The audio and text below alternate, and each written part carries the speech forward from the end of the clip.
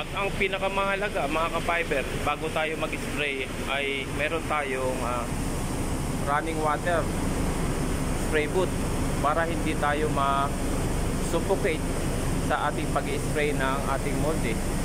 Kasi ito yung pinakamahalaga na sa ating pag-spray, yung ating running water. Itong running water na to ay nababacuum niya lahat ng over na ating mga gel coat na ini-spray, ay napupunta agad dito sa ating running water. Mayroon siyang vacuum para yung gel coat mapunta dito sa likod. Kung makikita nyo, yung gel coat ay napupunta dito sa likod. Yan, yung vacuum na yon napupunta dito sa likod. Tapos dito na natin siya nililinis, yung kinukuha. Meron tayong medicine para sa tubig para hindi dumikit sa ating mga stainless. Yan. Ito po yung pinakamahalaga sa pag-gel coat natin. Bago kayo magsimula ng pag-gel coat, isipin natin ang kaligtasan ng ating pagtatrabaho. Yan.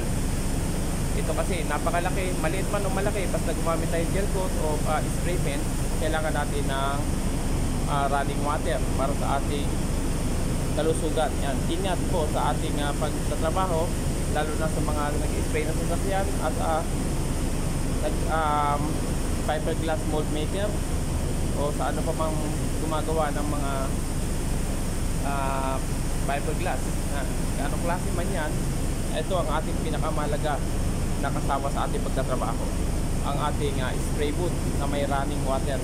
Yan, lahat ng tubig o spray na sobra natin napupunta sa ilalim. Yan, mabilis niyang na-absorb yung ating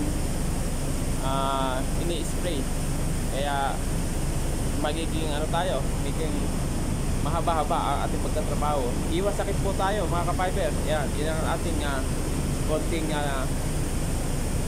tulong sa inyo na magkaroon tayo ng maging maano tayo sa ating sarili, maingat. Yan, bago tayo mag-spray ng ating mga molde, lalo na po yung mga gel coat na yan at resin. Napakahalaga po ng ating running water na spray boot. Yan, salamat.